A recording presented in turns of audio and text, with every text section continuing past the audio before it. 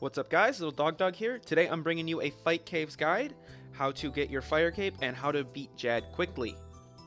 This is going to be a guide for those of you who are lower leveled, so the minimum requirements are going to be 70 magic, 70 defense, and 43 prayer for protection prayers. If you don't have 70 magic or 70 defense, it's definitely possible to do this, but it gets a lot more difficult without tier 70 armor and weapons. For your loadout, you're going to want to bring a shield in your inventory so you can use Rejuvenate, 2 super magic flasks, 2 super defense flasks, and 4 prayer flasks, just so you can have those buffs and keep your prayer points up. 17 of the best food available to you, 1,000 or more water runes, and 1,000 or more air runes, as you're going to cast a lot of spells while you're in the Fight Caves. Going in, you're going to want to make sure you have a full inventory, so any empty spaces you would have, you're going to want to fill with food, or bring extra super magic or super defense flasks. You can see here from my loadout, I have just a basic tier 70 armor set with gloves and boots of subjugation, a berserker ring, an obby cape, an amulet of fury, and an RM set, except for the head, because I haven't been able to get one yet. I have one less super defense flask, because I'm not a big fan of the super defense, but it definitely helps.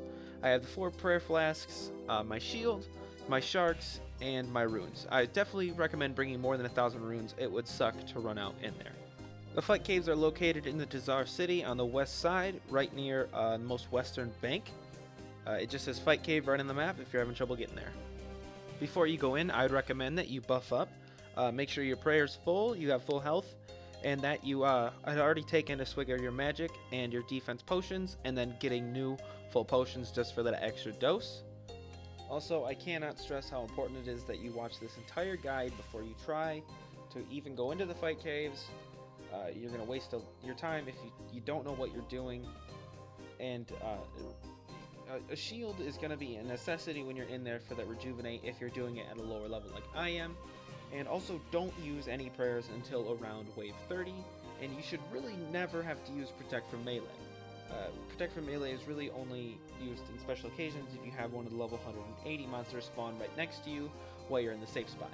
Otherwise, you never really need to turn on the Protect from Melee for the Keks because they don't hit very high, and it's going to be a prayer giant if you even use it before wave 30 because it's just a waste.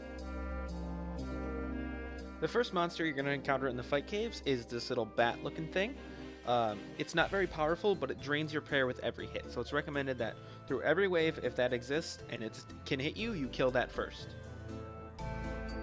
After the first 2 waves, you're going to want to run to this spot here in the cave. It's a safe spot, and you can safe spot any melee attacker from hitting you, as well as hiding in the safe spot to get out of combat to use your Rejuvenate or Regenerate abilities, and you can hide in the safe spot to get out of the way of ranged and magic users, so that way you're not getting hit. The only melee monster you need to worry about being able to hit you here is the smaller Keks, which really don't do much damage anyways, and you don't need to worry about.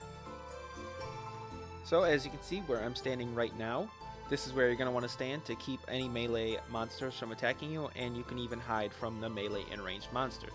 But anyways, the next monster you're going to encounter on wave 3 are the Keks.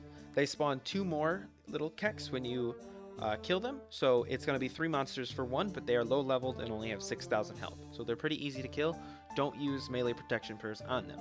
As you can see here, I hide in my safe spot, and I'm going to want to kill the bat first, even though it can't hit me, just to make sure I don't get hit and lose prayer points, because they're really important towards the end. Starting on wave 15, you're going to get the Mejkets. These are level 180 melee monsters. If you don't down them quick enough, they can heal themselves, but as long as you're in the safe spot, they're going to do no damage to you.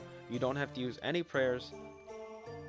It's pretty easy to kill these guys.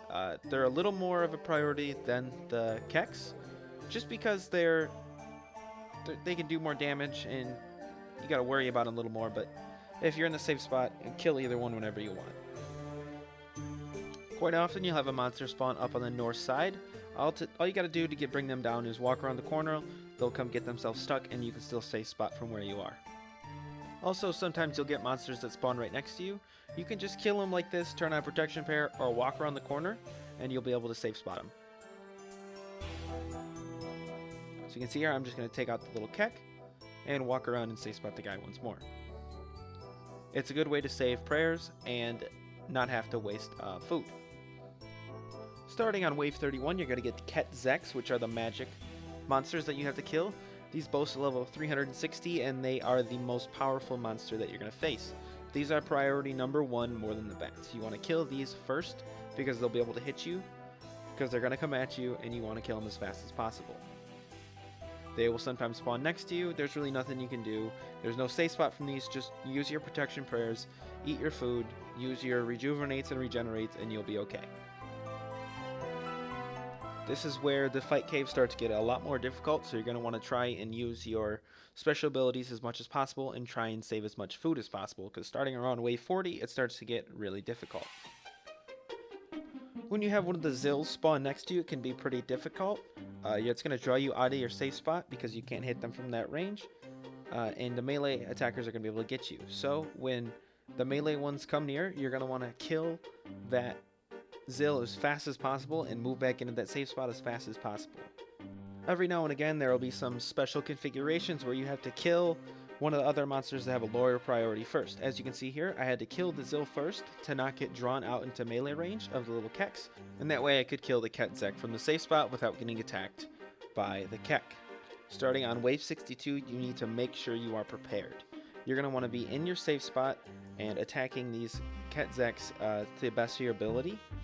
You're going to want to make sure you save up your adrenaline so that you can have full health without having to really eat food, and have full prayer so that you can protect from Jad's attacks.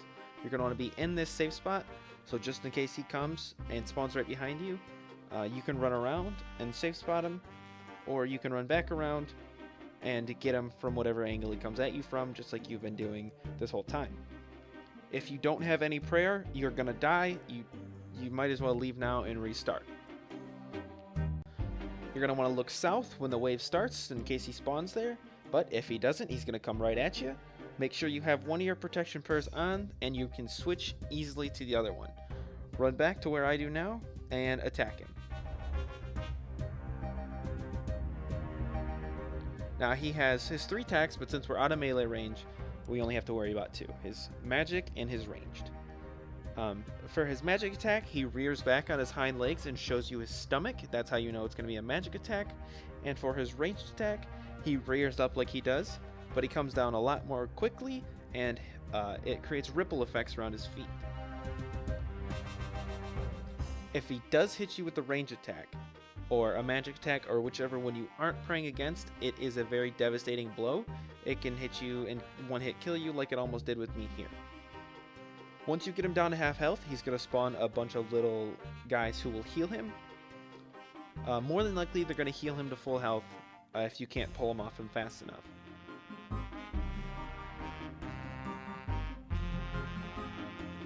Once he spawns them, you want to get aggro on him as fast as possible.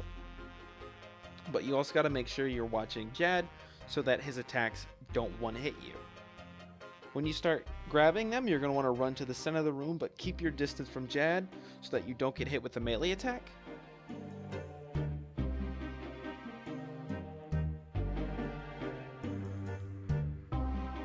Once you have all the little guys attacking you that are going to heal Jad, you want to keep them away from him so they can't heal him. If you have attacked them, you're going to have aggro on them, and they won't worry about healing Jad.